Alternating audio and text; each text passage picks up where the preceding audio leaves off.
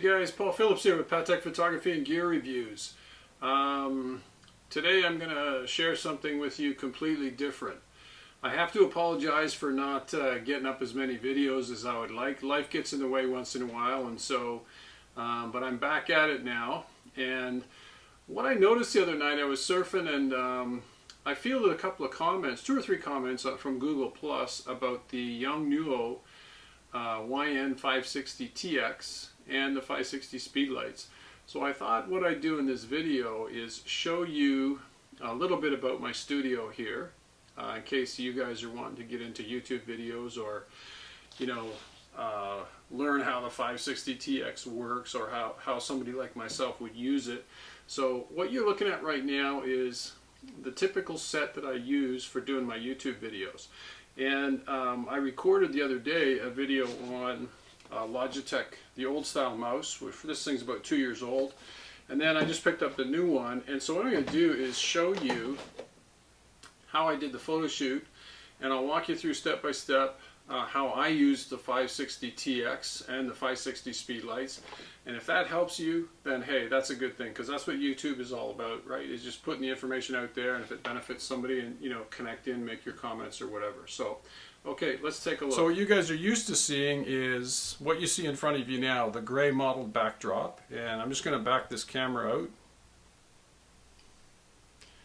and I'll give you a bit of a look at my studio here. And just bear with me, the camera's going to get a little bumpy because I'm going to pull it off of the tripod. Okay, so I've got my lens, or I've got the camcorder backed all the way out, and let's just see how far I can back up here. Okay, so what you're looking at is my space is about 12 feet wide. My studio is in essentially the basement of my house, and you know what you're looking at over there in the corner. In fact, let me throw this back on a tripod. There we go. I'm backed out all the way. Let me loosen this thing off. So I'll walk you through this stuff one by one. Okay, so what I'm showing you here in the corner is basically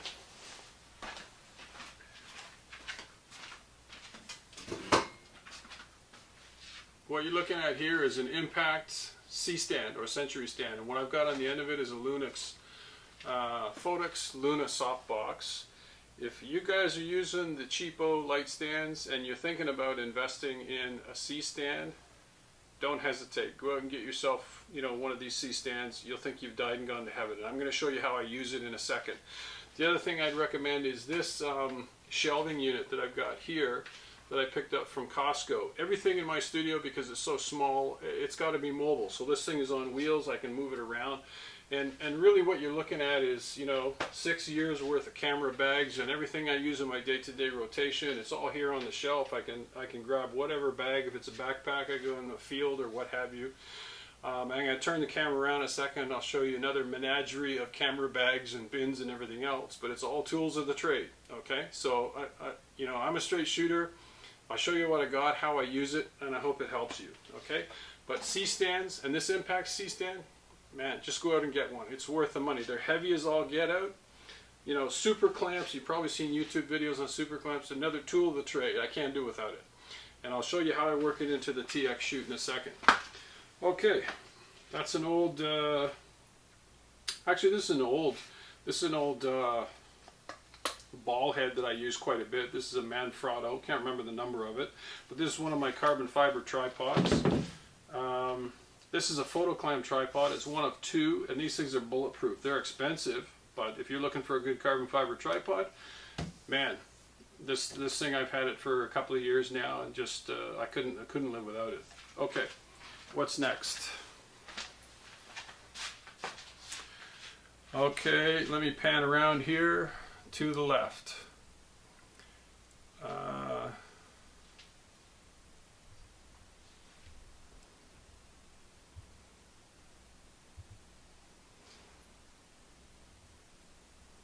Yeah, there we go. Okay, so this is the other end. So really, I live in a fairly small house. I mean, it's probably 1,600 square feet in total. And this whole area here is my studio. So like I said, it's about 10-12 feet wide, and it's probably a good 20 feet long, but that's it.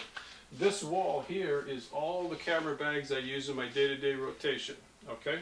And most of these are roller bags, you know, there are a lot of think tank bags, a lot of Kata camera bags, you know, low pro, you name it. I mean, impact, reflectors, just a ton of stuff that I use day in and day out, okay? So let's get on to the next part. Okay, so here's the front of the studio where I usually find myself sitting at the table. I'm doing YouTube videos, and then I'm going to bring you around here to the left. And this table area here is essentially where I keep all my bits and pieces, battery chargers, little odds and ends that I use to keep the cameras working, that type of stuff. So it's all there on the bench, and if you go below the bench there, you can see a couple of beauty dishes that I've got. There's more camera bags in the corner, some storage bins down below. But that's it. It's, essentially 10 by 20, and I do it all here. Hanging up in the corner there, I got tripod bags and this and that. It's all just bits and pieces. If you look up there on the top shelf, it's just a lot of containers. Every time I get a 560 speed light, they give you one of those, little cases that they come in, and they're absolutely, as nice as the cases are, I gotta be honest, I never use them. And the other things are lens cases that I don't use. But yeah, so again, it's just all the bits and pieces that I use in my day-to-day routine. Okay, let's get to the 560-TX shoot. Okay, had to take a 5-minute break. My water heater decided to kick in and heat up some of the water. But anyways, let's get to the shoot. Okay, so what we got here is the Photox Luna softbox overhead. I've got a 560 Mark IV speed light set to manual, so it's set to RX mode. And my camera is D200. I've got a Sigma 100mm macro lens mounted. The 560-TX, of course. I got two 603 radio triggers. This setup is invaluable for me in the studio. I mean, it just, the yongnuo system just works. It just keeps on working, and put the batteries in, turn it on, and away it goes. So really all I do is, the camera sync speed is 250 of the second. I set my shutter speed to a 200. I set the aperture to f8, and then first thing I want to do is take a picture, and probably my speed light shut off because I was yakking.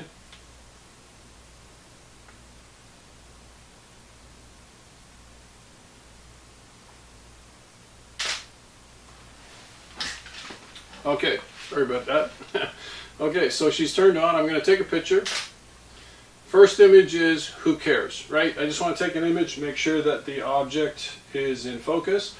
The next thing I do is ask myself, whatever I'm shooting, do I want from front to back in focus? So, a wide range of depth of field, or I want shallow depth of field. For something like this, I would bump my aperture probably to f16, which means I'm going to have to knock down the shutter speed to 30th of a second, 15th of a second, something like that to compensate. So with the aperture, you go to a bigger number, you're shutting down the light, you've got to compensate with your shutter speed, so I got to hold the shutter open longer. But so it's really just take a shot, try it. The first image, as you can see, is fairly dark. Next one, I make the adjustment and it's a little brighter. Okay, next thing I want to do is I want to have certain highlights on the object, either from the right side or from the left. So what you can see in the image here, let's see, yeah. So the impact stand here, I've got a super clamp mounted with my Group B 563 speed light, and I've got another tripod over here with another 560 Mark III speed light. So really all I'm going to do now is turn on Group B. And that's this guy here. Okay, it's at 1/8 power, so this shot you should see the beauty dish and Group B fire. Okay, that's great. There's the image. Getting a little bit more accent light there, but not what I want. So I'm going to come back over, and I'm going to come down to Group C, and turn on group C. So right now group A is at 1/128, group B is at 1/8, and group C is at 1/8. Take another shot, and that's pretty close to my ideal. Now I still might tweak it a little bit from there. And when I say tweak it, all I'm talking about is raising the output of the accent lights on the left or the right hand side. Pretty straightforward stuff. And then what I'll do with this image, take it into Photoshop and I can make further adjustments. And I'll use this image, I'll show you the images, you see them on the screen here, as a splash image for my YouTube video.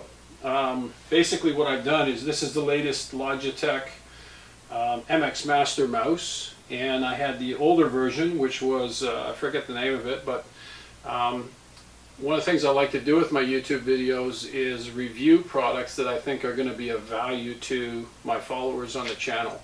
And so, you know, I review camera bags, computer equipment, software, and it's quite a wide range. I mean, my skill set's been honed over 25, 30 years.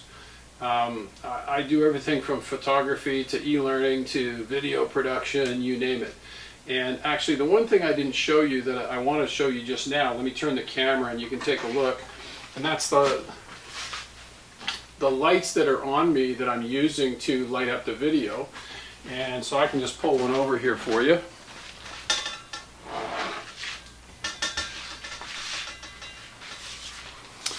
And let's just make sure you guys can see that.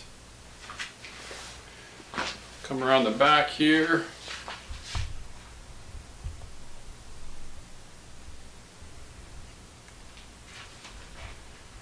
Yeah, you should be able to get a... Yeah, okay. So what you can see here,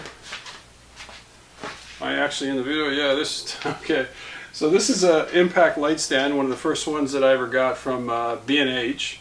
It's probably 5 years old now, but as for an inexpensive light stand, it does the job. And I'm using continuous lights. And these bulbs, I actually did a review. You'll see a video on the channel. They're 14 bucks from Walmart. I took out the 500 watt incandescent bulbs that came with this system because they're dangerous. The incandescent's 500 watts. The second they go hot, you're going to get burned if you touch them. They're just dangerous. Take them out, throw them in the garbage, put in the fluorescents.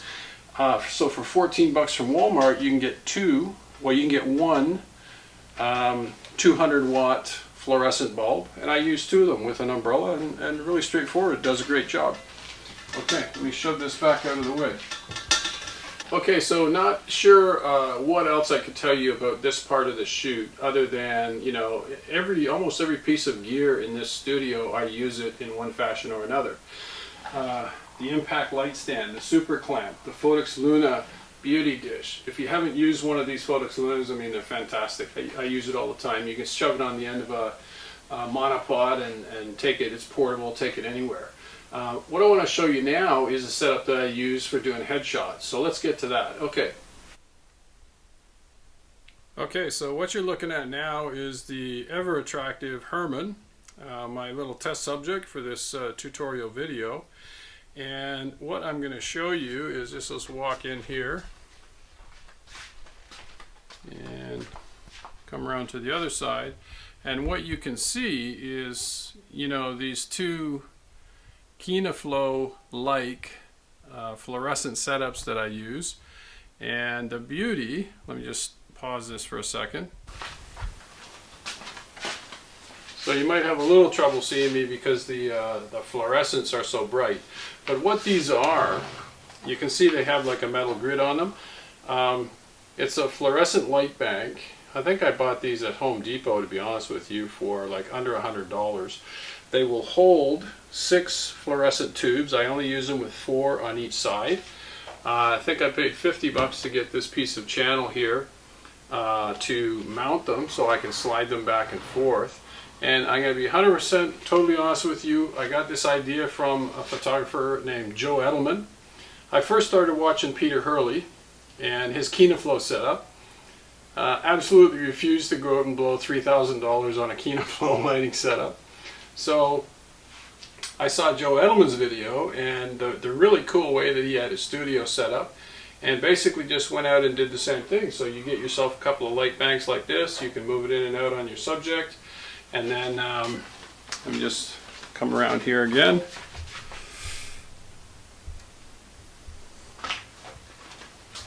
And so over here, you just have 2 tubes.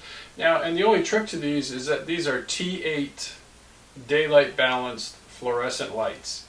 And since I've started using this setup for my headshots, you see for yourself the image I did of my son's girlfriend just recently. And I've done other headshots for, typically when I build a website, you know, the client wants headshots for Facebook or whatever it is. Using this setup, you will be amazed at the quality of the light that you get and the quality of images. It's fantastic. Highly recommend it. And the whole setup, between the big light banks that hold the 6 tubes and these guys here, $150, maybe $200 absolute max with the channel piece and a little bit of elbow grease to wire it together. And away you go. Okay, so in closing, Herman and I are just going to say thanks for watching. Don't forget to subscribe and like us. I hope you found it useful. I mean, it's the first time I've showed anybody inside the studio, but you know, I think the YouTube videos that I do, they have to be credible, right? So I don't want you thinking that I'm in some fancy $50,000 studio with soft, you know, all this kind of stuff that I don't use. So really, headshots, I'm using the DIY KinaFlow setup, $14 fluorescent lights from Walmart, and then you know, the Photox Luna, a bunch of yongnuo speed lights, and you can get some great images. So that's it for this one, guys. If you have any questions or comment, don't hesitate. I'll try and reply to anybody that comments or has a question, especially if you guys are somebody's just starting out. Like I say, that's the beauty of YouTube. And practice, man. Just keep at it, keep going, and your images, the more you shoot, the better you get. All right, take her easy.